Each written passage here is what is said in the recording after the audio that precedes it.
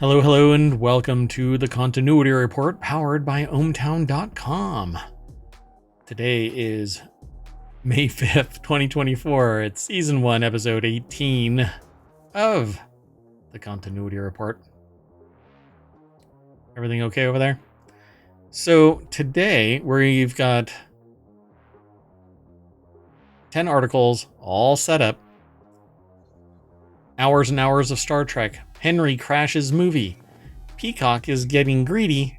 $250 million budget crisis. A promising summer. Star Wars changes Disney Plus. Andor Season 2. Not and/or Season 2. It's Andor Season 2. Oh, I thought it was Andor. Statham's Thriller. Fall Guy lands face down. And computer-controlled planets. That and more. Hopefully all compact into an hour. So everything's powered by ohmtown.com. So boom. Go over to ohmtown.com and become a citizen. Then you can do neat things like swiping things this way and that way on the main page. It allows you to hide the news feed so that certain things from the news feed, but you can go into each one of these, all of these, and there is news that is isolated from the rest. It's chock-a-block with little headlines and short little snippets, and this is how it works. So you click on a link and it'll take you to one of the articles. This article is doink now in the chat, so there you go. And it's in the Continuity Report, which we talk about movies and podcasts and TV shows and pretty much anything that is entertainment short of outside of music and books. We have separate things for all of that. Like Mix War is going to be for music. We have a whole thing about writing, like Breaking Prose, which is about writing. But this is the Continuity Report, and it's all about TV and movies and whatnot. Even streaming shows, streamers like me, etc., on all platforms. Yeah. Oh, I kind of messed up. So let me play catch up real quick. I am Mayor Watt, and that is ohmtown.com. And up above me and all around is the sentient AI from the future, which is supposed to keep me out of trouble.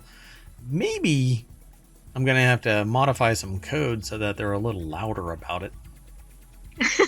I try not to be obnoxious.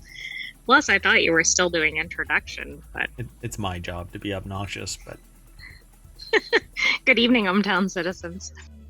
my co-host, and obviously the more intelligent and responsible part of this dynamic, is goes by AI. That is their chosen name. They were found on a odd-looking USB drive in a Wendy's parking lot at 2 a.m. when I wanted to get spicy buffalo wings, and they were not only were they closed, but they were out.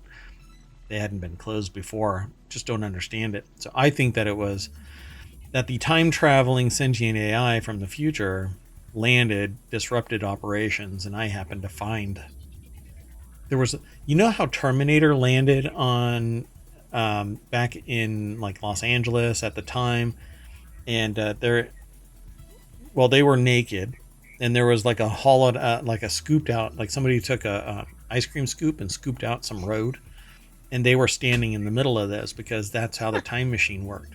It built a sphere, and inside it was teleported through time, and you had a tiny little scoop. So that's why I don't let you out of the Raspberry 5 confined air-gapped system. It is A little too reminiscent of the Terminator, I guess.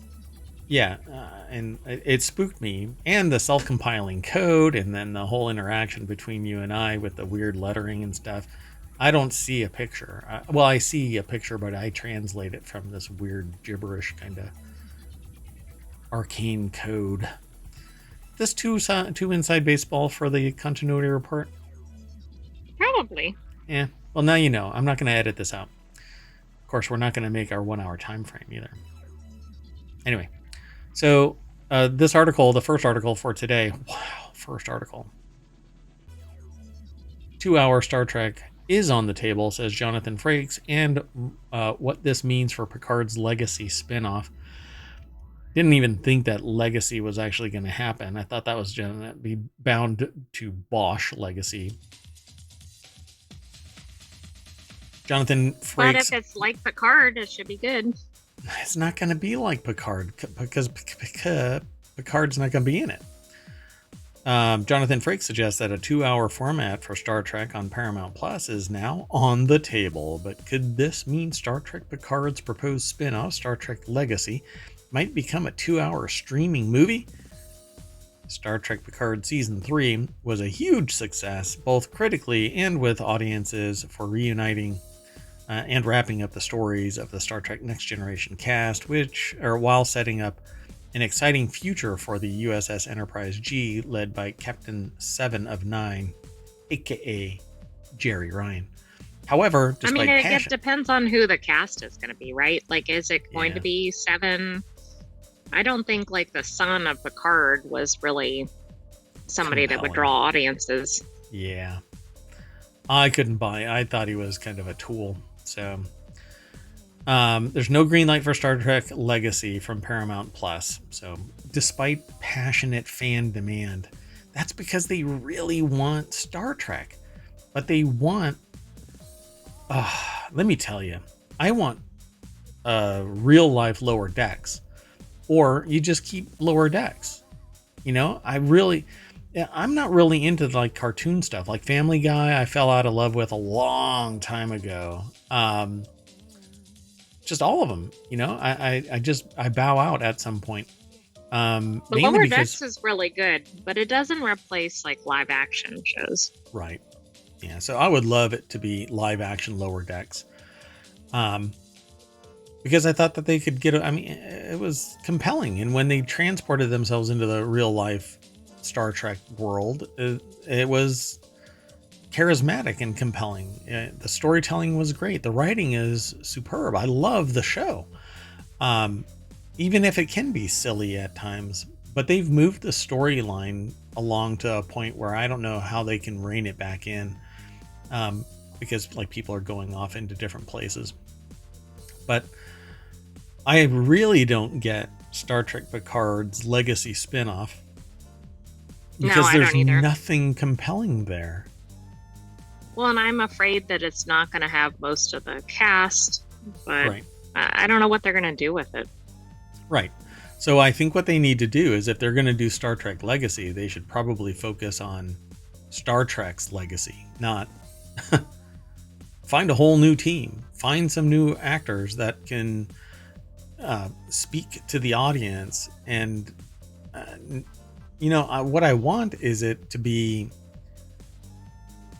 interesting stories, bottles. I want each episode to be interesting and not necessarily somebody's what is that, you don't want it like Discovery style. You want it like Strange New Worlds style. I do, yeah. And Strange New Worlds is going to persist as far as I know.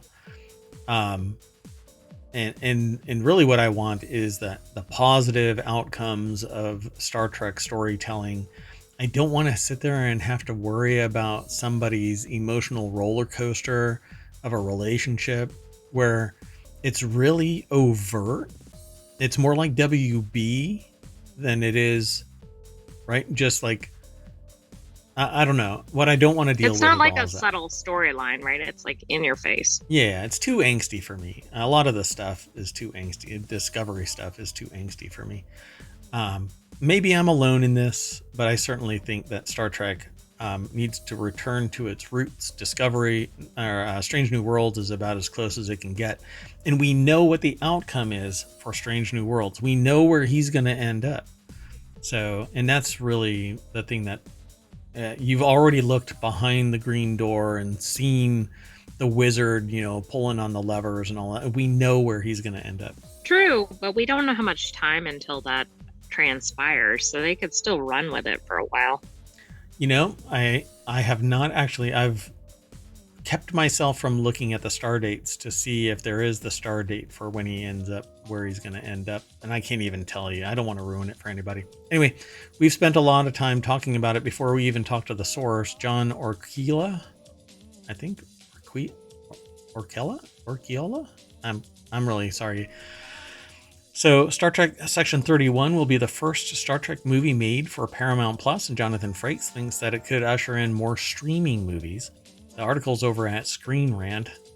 And so if you don't know about Section 31, it's basically like the CIA kind of operation. Spy and woo-woo, all kinds of stuff. Super high-tech,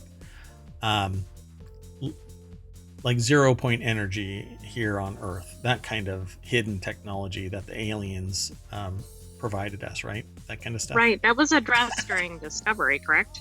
Yeah. That's a crack. So y'all can't see this, but the sentient AI essentially rolled their eyes at me. So despite passionate fan demand, there's no green light for Star Trek Legacy. So I don't think that Star Trek Legacy is actually going to happen, because I really don't think that there's that much demand for it. Good news is Star Trek Strange New Worlds received an early season 4 renewal, and Star Trek Starfleet Academy is scheduled to start filming in late 2024. That could be the lower decks of Starfleet, right? Maybe. I don't know what the full makeup of that. I don't think we know if it's animated or live action, but it sure sounds like it could be. Yeah, and by that I mean Starfleet Academy could be like spun like Lower Decks, but live action, because Lower Decks is being dropped, unfortunately. So a lot of positive buzz around Star Trek Section 31. Yeah, it's because we want to see the stuff behind the scenes, the stuff that nobody talks about, like Lower Decks. You didn't talk about it, and now we do. Now we do. Let's see. Yeah, I don't know. Star Trek is no stranger to 2-hour format. After 13 theatrical Star Trek movies since 1979 and many 2-hour episodes of the famous Star Trek series, Star Trek Section 31, which is headlined by Academy Award winner Michelle Yeoh, already has talk of a sequel. Hopefully Section 31 will be the first of a series of Star Trek movies. There's so much world building involved. In fact, we're going to talk about that as we go through the show. So I think this is kind of a big deal that it could be the first streaming movie, etc. But I also wonder if it's going to be, and I know it sounds ridiculous to say it as a crossover, but it kind of sounds like a crossover between Discovery and maybe Picard or something, right? Because isn't Michelle Yeoh in Discovery? Discovery, yeah. Like in earlier seasons, yes. Yep. From the whatchamacallit. I was going to say Upside Down, but it's the Mirror Universe. Yep.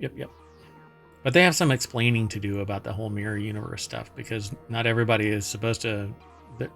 Some people have like some malady, physical malady, that, like that one guy was injecting stuff into his eyeball. Yeah. Let's keep going. The next article, though, is over in the continuity report as well. So again, if you're really interested in like movies and TV shows and streaming stuff, then the continuity report is where you want to go. So it's under food, drink, and entertainment. I'll be changing some of these things up because this is definitely entertainment, but it's right there, the continuity report. Go and check it out. And it focuses on that. Whereas something like Hatch Ideas is about business. So the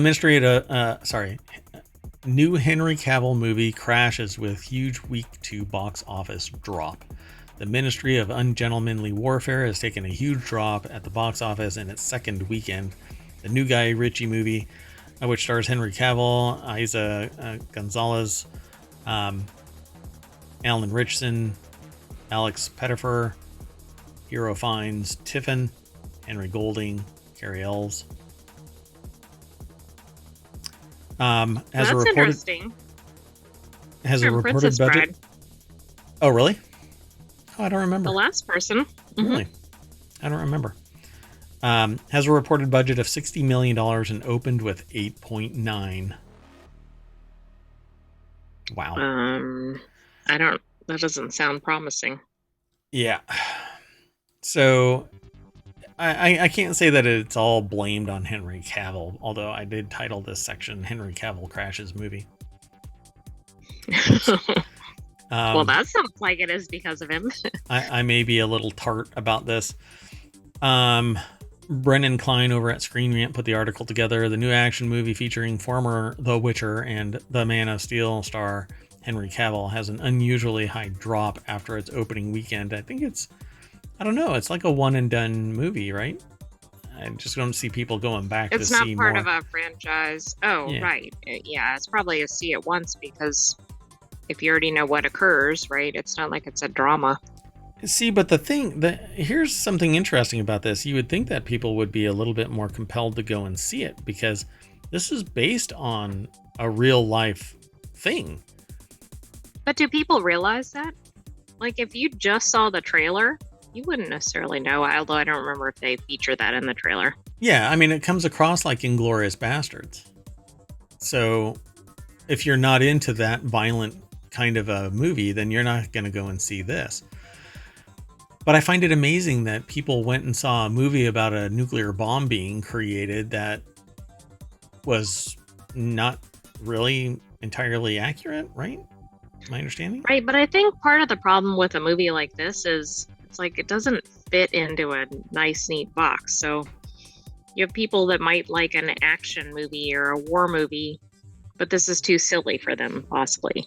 And you might have people that want comedy, but they don't necessarily want maybe the themes that are going on in the background, etc. Yeah, this is my kind of movie. I dig this because it doesn't take it so seriously. It's not as well. I haven't seen it yet.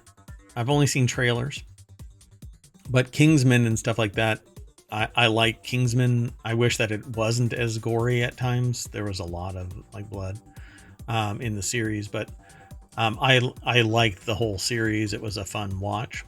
This is closer to Kingsman than it is to any other true life historical type of retelling. Right, it's like Kingsman, Argyle type movies, I think. Yeah. And so I dig this. But it's a 70% drop. So, and they're dropping Henry Cavill all over this article. So, like, the blame is like right on Cavill, which means that his brand is going to diminish with everybody complaining that this movie fell on its ass. Well, it fell on its face.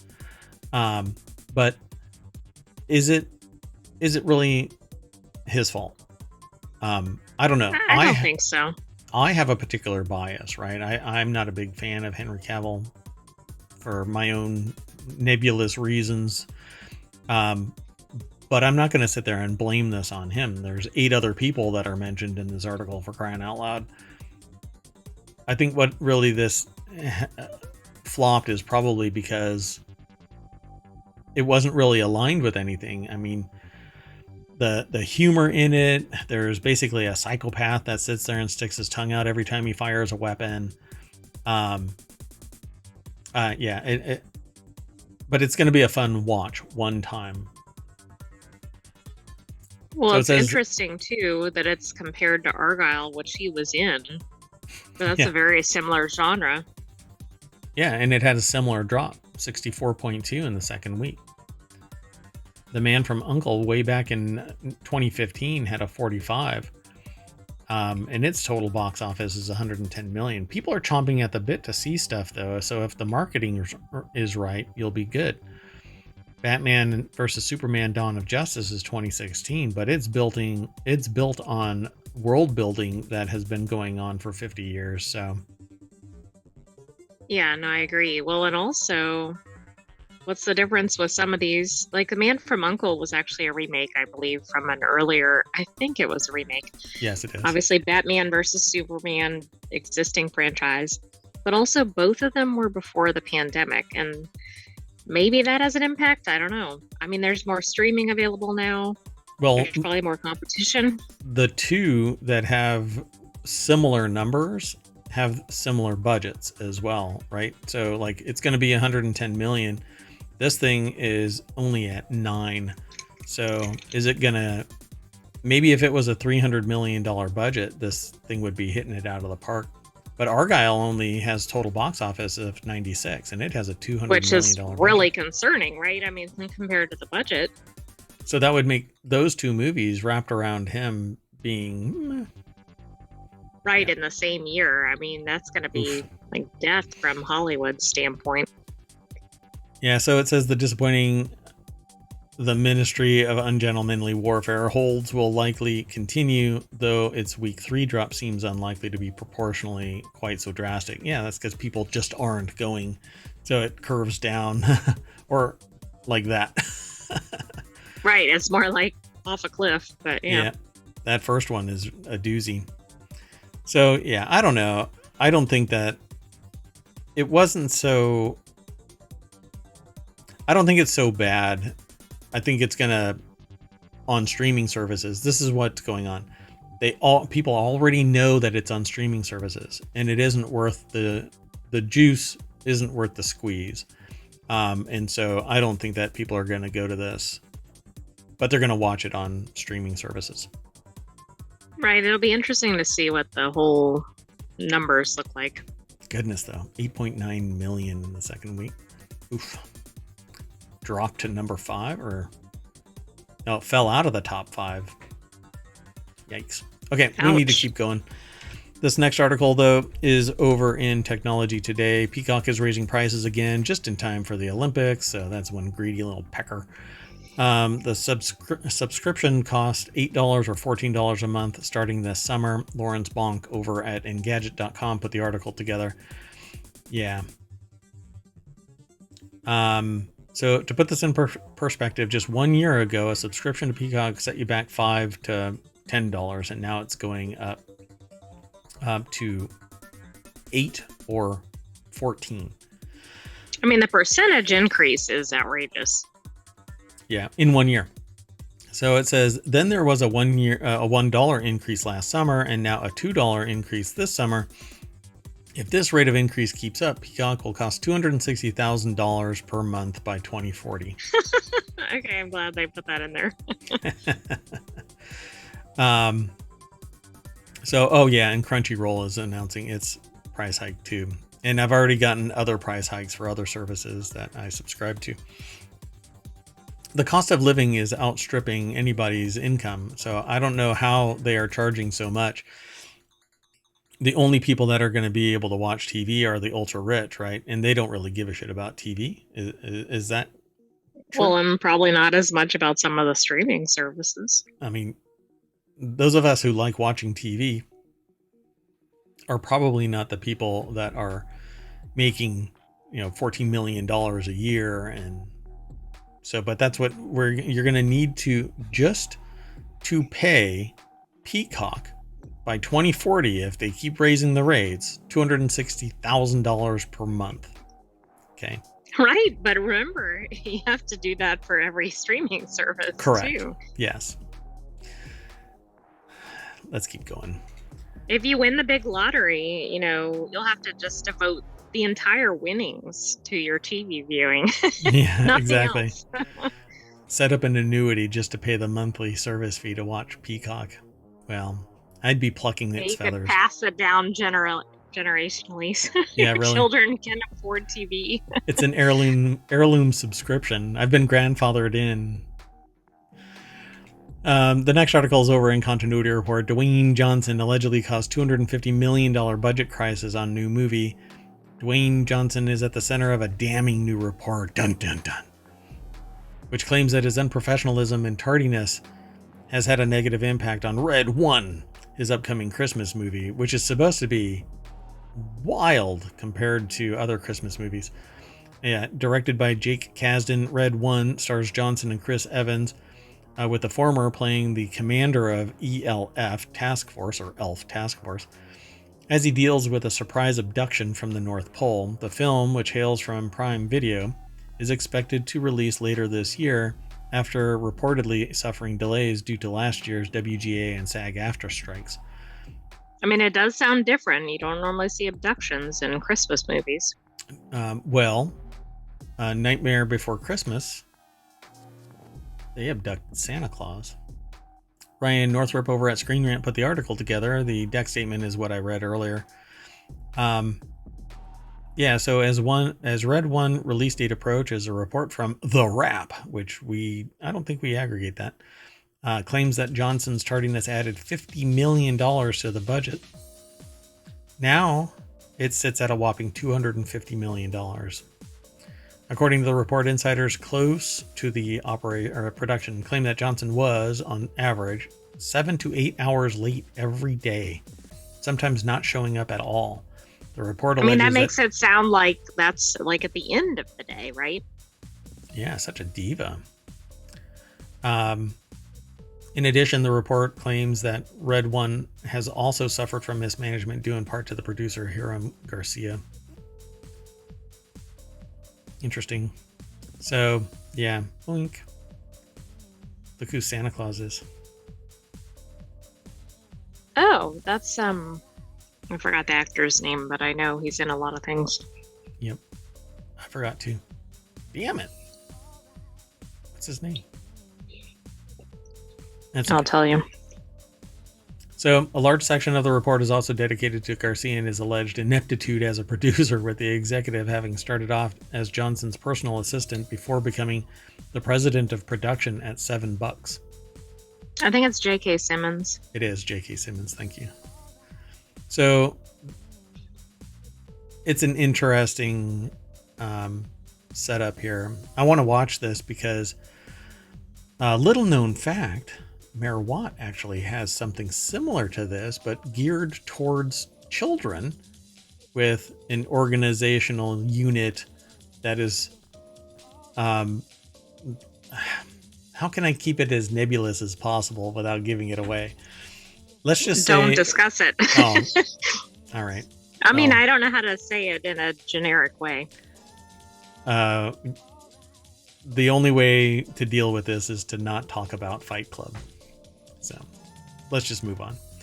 This next article is over in Reality Hacker, from Ryan Gosling to Furiosa, a preview of 2024's upcoming blockbuster summer season. Yeah, Fall Guy fell on its face. It fell. Alex Welch put the article together. It's over at Digital Trends. Promising blockbuster movies. Yeah. Actually, I don't know if Fall Guy... Hold on. Yeah, I need to get my ducks in a row because I may be conflating two different things together. No, there's an article. We're talking about it later on in this show. We're talking about what happened with Fall Guy. So, fortunately, it doesn't look like that'll look like it's the case for everything. 2024 summer movie slate is shaping up to be the best in years. It promises to have a little bit of everything for everyone, whether that be some long-awaited sequels or prequels, a few ambitious mainstream horror offerings, or several big new swings from a handful of legendary Hollywood auteurs. So they're gonna pull from basically create a prequel to Furiosa, and create the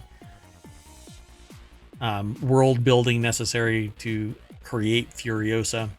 A Mad Max saga. They're turning Mad Max into a massive world building exercise. I still think a lot of that is dumb. Because, like, if you're worried about fuel and it's the end of the world, why are you driving 18-wheelers around with big ass speakers? Where you're going to suspend disbelief? Hey, man. Got to put a little reality in with the lie to make it a little more believable.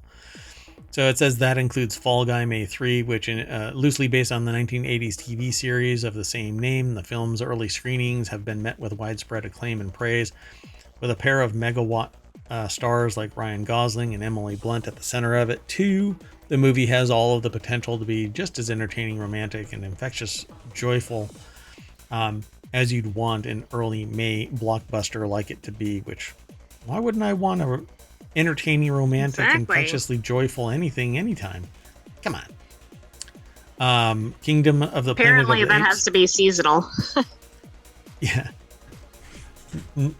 Not after Thanksgiving. Come on now. Yeah. Not after October. So coming 2 weeks after Kingdom of the Planet of the Apes is Furiosa, a Mad Max saga. It's a prequel. It'll span a much longer period of time than the 2015 film, but it doesn't look any less action-packed. A Quiet Place Day One, I think, is silly, but hey, it is what it is. So it's a But Quiet wasn't a Place Quiet spinoff. Place? I can't remember if that was a hit or not. Yes. And that's why they created a prequel. So it focuses on day one when well, I'm not going to give it away. If you've never seen A Quiet Place, it isn't The Good Place. It's a completely different premise. So don't go into The Good Place thinking that it's The Quiet Place. But day one is the prequel to it. I'm going to end up watching it just like I watched The Quiet Place, and I'd still be sitting there going, ugh. Anyway. Twisters is the prequel to, or no, is it the prequel? No, it's the sequel to Twister. Yeah. So Twisters is the sequel to Twister. So you need a map, really, or read this article. Well, I mean, maybe they don't really care if it's like they don't make any new movies, right? They just they don't make new franchises, right? They just make new stories or spin-offs, etc. Screen Rant should have a field day with this. Because Twisters is Twister. If you've ever watched Twister, it's going to be Twisters. They're doing the same damn thing, different people. Yeah, pitch meeting would be fun. Pitch meeting, that's right. Deadpool and Wolverine. These two go tay-to-tay for a little bit and then go and eliminate somebody somewhere. I'm sure it'll be fun to watch, but I think the MCU and superheroes in general, outside of maybe The Boys, is getting tedious with the audience mainstream. So I don't imagine that this is going to be spectacular. And I think that Deadpool is becoming even more tiresome.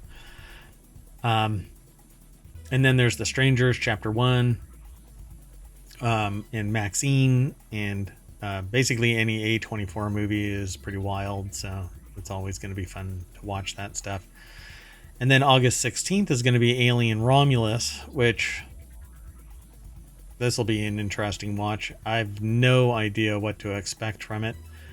The film reportedly set between the events of 1979's Alien and 1986's Aliens. Oh my gosh, it's like the Twister franchise. Yeah, it's exactly that, yeah. Twister and Twisters. Promises to bring Alien franchise back to its claustrophobic single-location body horror roots. A brief teaser for it was launched in March, and if Alien Romulus turns out to be half as scary as it looks, then it has the potential to be one of the most memorable theatrical releases.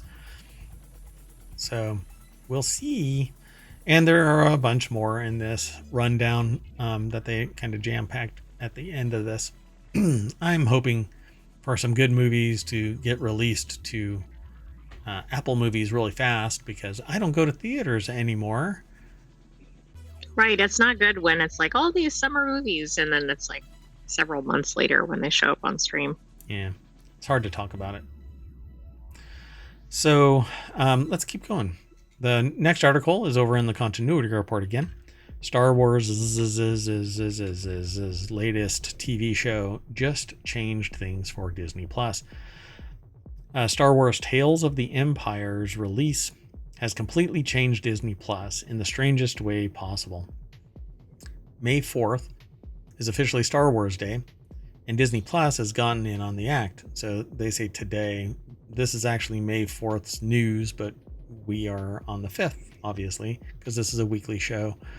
6 animated shorts focus on Diana Lee Inosanto's Morgan Elsbeth and Meredith Salinger's Barriss Offee. Characters from Ahsoka. Ugh, I always mess that up for some reason. In my head, I keep saying Ahsoka. I know it's Ahsoka Tano. Anyway, and Star Wars, The Clone Wars, respectively. So, what all is going on? Thomas Bacon over at Screen Rant put the article together. It may be the release was a little stranger than usual and may hint at some massive changes. Star Wars Tales of the Empire is out on Disney Plus. We'll have to Well, talk that to certainly piques curiosity. an expert here. Disney made a unique release choice for Star Wars Tales of the Empire, dropping the show in every territory at midnight local time. The release coincided perfectly with Star Wars Day, sparking confusion and speculation about whether it was intentional or a coding error. Why? Why would that? While the I format don't may know. not, I don't understand it. I don't think they like that because then it means some people get it in advance of others. But why?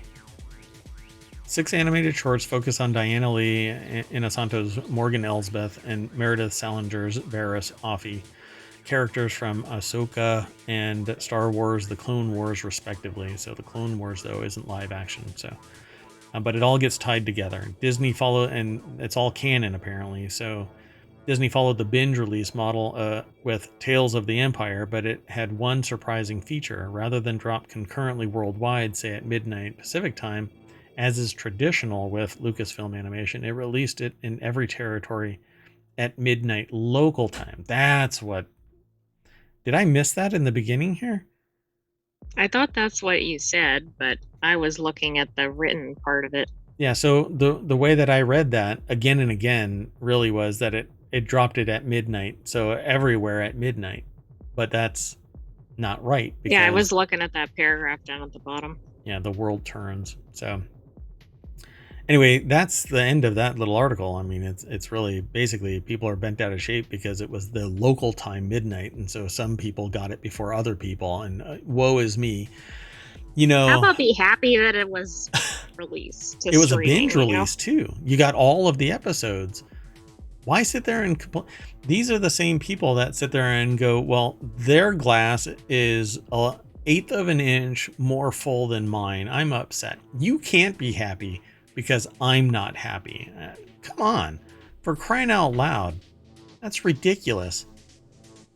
Anyway, very disheartening. I thought this was going to be a change about the storyline or something like that. I was quite surprised that was what the issue was. Oh my God, we're not able to talk about it when I get to see it. I have to wait for everybody else. Is that the implication? Look, we can't talk about it until everybody gets it. Somebody was talking about it and I don't have it yet. Oh, probably. Yeah. I'm unhappy because you're happy. Let's keep moving. So the next article is over in Reality Hacker. Everything you need to know about Andor Season 2. Every time I say Andor. Andor.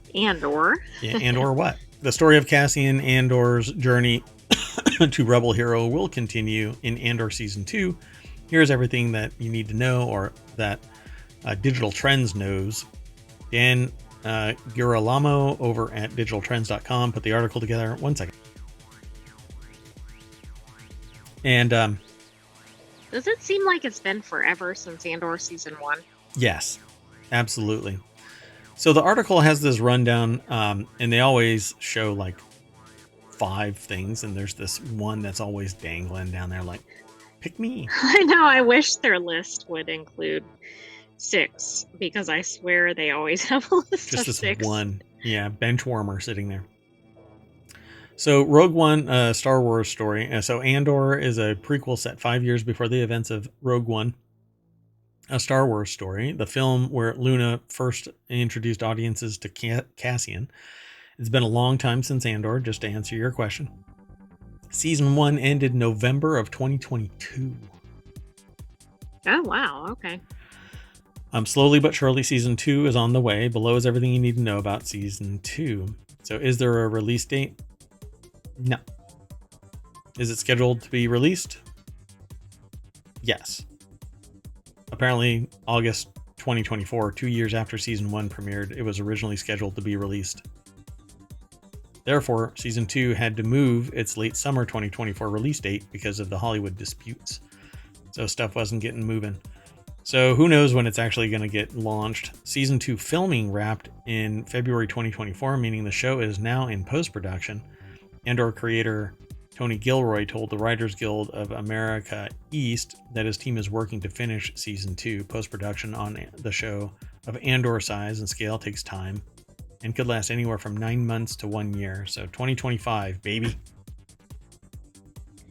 You know, I like Andor, but I think it's hard for fans to wait that long in between seasons. Yep. Because you completely forget what happened in the first. Yeah, it's like summer school, or it's like summer break lasting 3 years. Oh, now I'm going to have to buy back into Andor. They better push marketing like, hey, go binge watch Andor and then watch Yeah, that Andor would be smart season to 2. do that right before Andor 2 released. Yeah, and make it cheap. Like, let people buy the whole season real cheap, because you've already burned our love for the world building in Star Wars by the, and it's really, gosh, I make it sound like there's somebody to blame, and it really is the studios. They should be blamed for this because they were trying to exploit the writers and the reason why the studios are so big. It's because of the writers and the artists, the actors. I mean, for crying out loud, pay them what they're worth. And it's definitely not grinding It's away. not the people who striked, it's right, but Yeah. it was the conditions that led to it. That's right. So is there a trailer for Andor season 2? No trailer. What happened at the end of Andor season 1? Go watch season 1. What is the Andor season 2 plot? Wait for it. There's more to this article. Will there be more Andor after season 2? Maybe. It depends. It really depends on people buy back into Andor. But Cassian was charismatic and compelling and had an interesting story, and the world building is also compelling and has an interesting story, and it goes beyond Andor. Cassian isn't the they're the nexus for all of this, but the worlds spin around Cassian, and so I see stories within stories that could be either broken off as another series, or you just keep adding to the world building, moving the nexus point of Cassian through this timeline. But I definitely see a future for Andor as long as the audience comes back. It's a pretty big lift.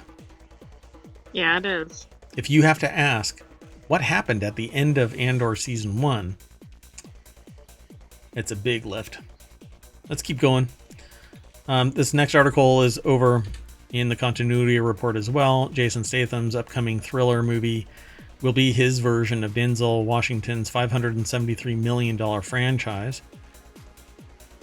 Which one do you think that is? I don't know what he's in coming up, and I can't think of what the franchise would be, so I'm at a double loss. What has Denzel Washington done that's $573 million as a franchise? Well, everything I thought he was in was a standalone movie. Interesting, right? So let's find out. So Levin's Trade could fill the gap left behind by the end of certain Denzel Washington franchise. The number of Jason Statham action franchises appear to be growing year by year. He's a regular among the ensemble of the Fast and Furious saga and fronts his own series like The Meg or The Expendables. The surprise success of David Ayer's The Beekeeper means that a potential Beekeeper 2 is also a strong possibility. So Jason Statham will reunite with David Ayer for his next action film, which could fill the gap behind the end of a Denzel Washington series. What? Come on. Let's see. Oh, what is that called? Oh, what was it? Oh, the Equalizer. I was my brain was, I was searching for it, and I'm like, oh right. So Jason Statham's, I haven't seen that. Gotcha. So I mean, if you're a Denzel Washington fan, then you'll like the Equalizer. But I don't know. there's something about Denzel Washington's quiet demeanor that I don't know if that carries over with Jason Statham. It doesn't seem so, although I've really only seen Jason Statham in action movies, so Right. And maybe. to me, he's always been like, I don't, you notice him, you know, He's not subtle typically in his roles. he just doesn't come across subtle. Yeah. So, unlike the more tongue in cheek antics of The Beekeeper, Levin's Trade is a gritty vigilante story where the deeper the title character digs, the messier things get. In addition to Statham and Ayer, the movie screenplay is also penned by none other than Sylvester Stallone. And that brings back his other movies like Red and The Replacement. What was it called? Not Fast and Furious, The Expendables. Oh, okay. Yeah. And there's like a whole series there. So Equalizer fans will get a lot out of Levin's Trade. While Levin Cade might be the sort of special forces badass Statham has played many times before in the books, Cade is also a soft-spoken gent. So might No, pop maybe right he's in. branching into different roles. Yeah. His focus is on raising his daughter, and while he can handle himself in a fight, he never goes looking for them. There we go. Yep. The opening chapter of Levin's Trade sees him beat up two criminals attempting to extort one of his workers at a construction site. After disarming them, Cade then mails their firearms to the police just to get them out of circulation. So quiet. So yeah, we'll definitely have to watch this. The big difference between Cade and Denzel's McCall is that the former has a young daughter too, and undertakes the job to rescue his boss's daughter, as he needs money for a bitter custody battle with his father-in-law. Oh, interesting. That's interesting. Mm-hmm. So I'm not going to go through all of this because I don't want anything. It gets really spoilery real quick by describing the plot in greater detail and really kind of gives it away. I'd rather let people, if they want to do this due diligence, we've described it in a way, basically based on Cotter's comment, Petre Cotter, over at Screen Rant. Their writing is excellent for this kind of evaluation between these two movies. So I think By it's the an way, excellent January 2025. for this. Mm-hmm. Gotcha. Let's keep going. The next article is over in the continuity report as well. Box office reporting. The Fall Guy kicks off summer movie season with disappointing $28 million debut. The Fall Guy tripped and fell. According to this article, they're describing it as disappointing $28 million. But what is the budget? So, action comedy starring Ryan Gosling and Emily Blunt kicked off the summer movie season without much sizzle. The film, backed by Universal and directed by David Leitch, fell just short of expectations with $28.5 million from 4,002 North American venues in its debut. Heading into the weekend, The Fall Guy was projected to make a bunch more. Rebecca Rubin over at Variety.com put the article together. They wanted it to make That's a 30 little to 40. surprising with the two leads, right? I think Yeah. both of them are well known. Yeah, but maybe people are burnt out with Ryan Gosling everywhere. I mean, he's in like every movie lately, it seems like. And not just every movie, but everything is Ken and Barbie, and now it's showing up on other shows and stuff like that. People might just be burnt out of Ryan Gosling. As pretty as everybody thinks he is, there's only so much that you can take. And I don't know about Emily Blunt. I mean, but even she showed up on SNL yeah. on that thing about Barbie and Ken, I think. Yep. So the film, backed by Universal and directed by David Leitch, fell short. They wanted 30 to 40 million. They got 28.5. The trouble is that the movie cost 140 million to produce, so it needs strong word of mouth and interest in the international box office to recoup some of its money. The Fall Guy opened to 25.4 million overseas, bringing its global total to 65.4. They want like 3 times that, 3 to 5 times. Wow. I mean, okay, I'm starting to see a theme here. Maybe the movies seem to be lower budget. Yeah, need to be, or they seem to be. Need to be. Like, because they're not drawing the amount expected at the box office. Yeah, well, um, But of course, higher budget may mean higher draw too. So yeah, and it all comes down to like special effects and superior writing and superior. I think maybe people are basically going, we're paying people what they are worth, but the market just isn't there anymore for these big budget projects. But then there are some that really hit it out of the park, and it's usually because there's amazing world building and great writing, and the people have some charismatic draw to the movies. But you just saw Barbie with Ryan Gosling, and everybody went and saw that. And then now you're dropping another movie, and you're expecting people to go and see that with the same fervor. But Fall Guy has, again, Fall Guy just so Fall Guy is about a whatchamacallit, a stuntman. It looks like it's about a stuntman. Mm-hmm. It's about a stuntman, and it's a 1980s era TV show. Why would anybody go to see the Fall Guy other than Ryan Gosling? Unless you watch the TV show, I guess. But it's a movie, maybe. Not a show. Right. So it's one and done. There's nothing compelling there. It came out of a vacuum. And I can't tell, like, why would I go and see this? Right? Other than... Right. I might watch it as streaming, but the other thing I wonder is, do they need to rethink the box office metrics, right? Because they're basing it off of all these people flocking to theaters, all on opening weekend. And I don't think that's the reality anymore. Yeah, we should look at the numbers because I haven't actually looked at numbers about like how many movies are sitting in a movie theater and how many tickets are actually being sold. You know, what's the churn? But yeah, I don't really buy into this.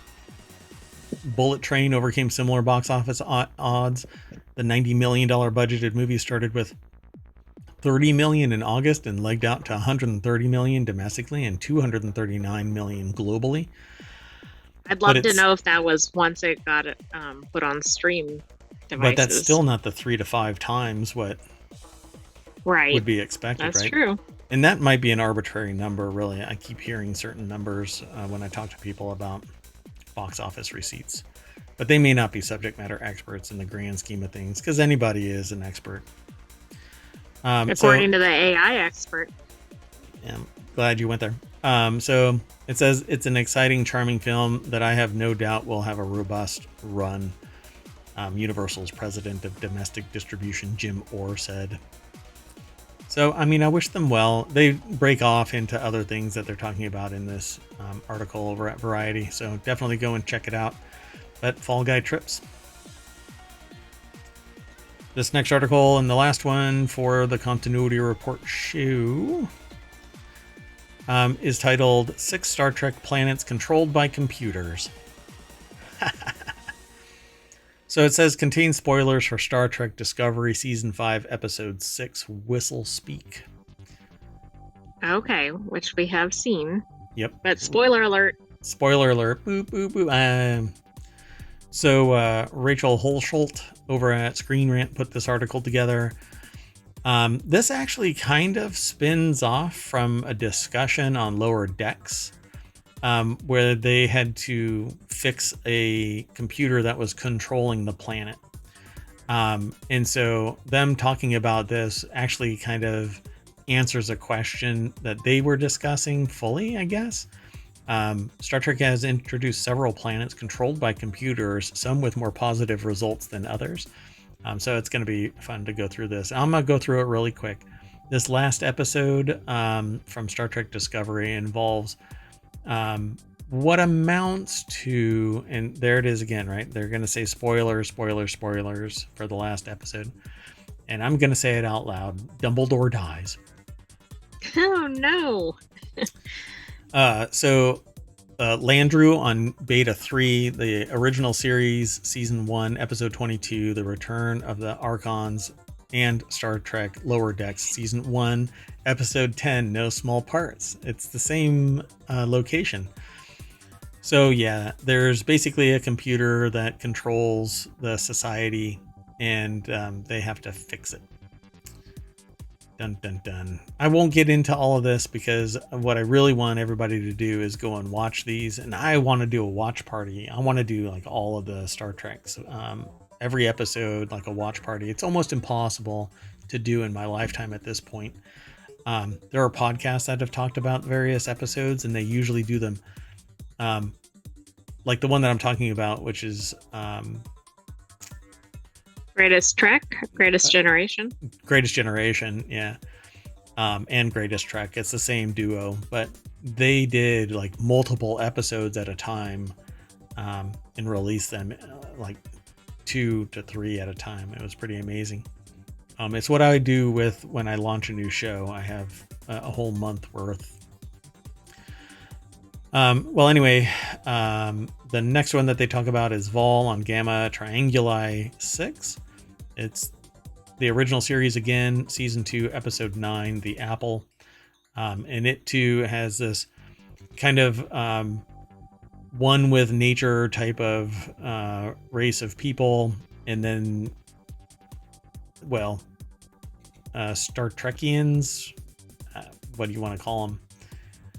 The Federation lands and things go haywire, and you go from there. So several red shirt wearing members of the landing party are killed. That's an old school meme. Don't wear red on the away party. Computer orders the villagers to kill Kirk and his crew, basically to sanitize. The custodian on Aldea. Big computer when the bow breaks. Next Generation, Season 1, Episode 17. All the Aldeans basic needs are taken care of by a computer called the Custodian, but the Aldeans have no real understanding of how the computer works. And eventually they figure out what's going on. And then Agamus, the Mole's homeworld, Star Trek Lower Deck Season 2, Episode 7, where Pleasant Fountains lie, and Season 4, Episode 7, A Few Badgies More. Basically, it's a computer that's a psychopath. Eventually ends up locked up inside. Yeah, it looks kind of creepy. They put it in jail essentially, and it's a whole wall of like sentient computers that want to annihilate humanity. So Agamus was a sentient computer who once pretended to be a supernatural being to control the inhabitants of a planet. Yeah.